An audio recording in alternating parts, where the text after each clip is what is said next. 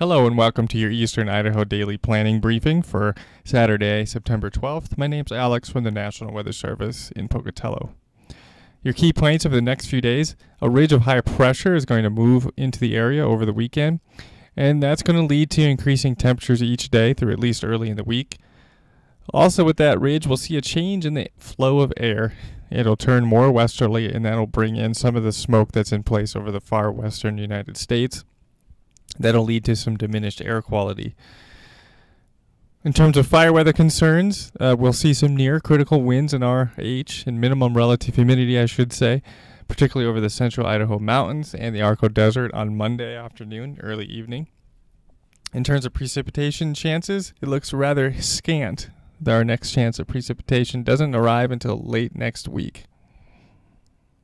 Taking a look at your weather impact summary, highlighting those air quality concerns, particularly across the central Idaho mountains. That's where the lowest air quality is expected through the weekend, and we'll show you a visualization of that here in a second. Other areas could see some pockets of diminished air quality at this point. Again, that focusing on the central Idaho mountains for the best chance for reduced air quality through the weekend. And we're continuing that through Monday. Confidence in air quality trends diminishes after Monday, so we're not including it at this point, but do know smoke from area wildfires could still be lingering in our area, at least through midweek. We're also highlighting here the wind and RH potential for this portions of the Snake Plain and central Idaho mountains on Monday. Now, after Monday, winds will diminish, but relative humidity will stay low at least through midweek. And here is a look at that smoke forecast. This is near surface smoke. So this is the smoke that you can really see and smell on the ground. The darker the color, the greater the concentration of smoke. And this is starting 6 p.m. Saturday evening.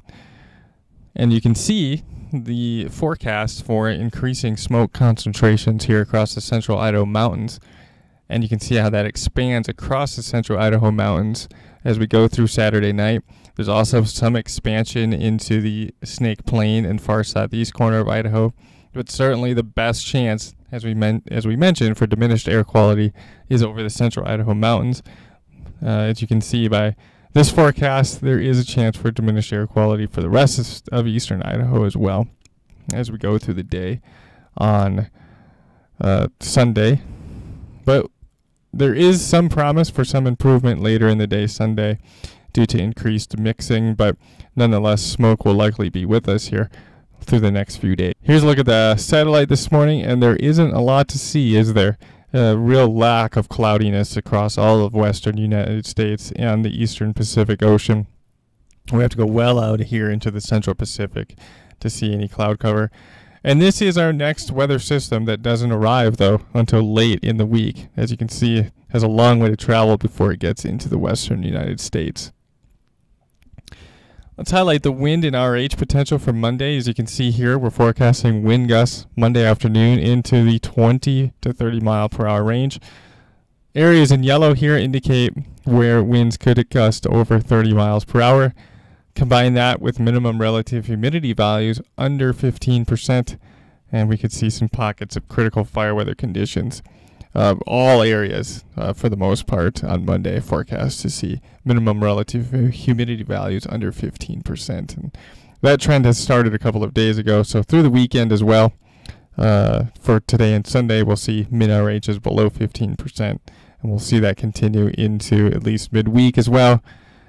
Again, here's a look at those min-RHs for today. Now, by Friday, we do see some improvement as we start to see some moisture working into the area from that area of low pressure that's out over the central Pacific, but the improvements do appear to be fairly modest at this time.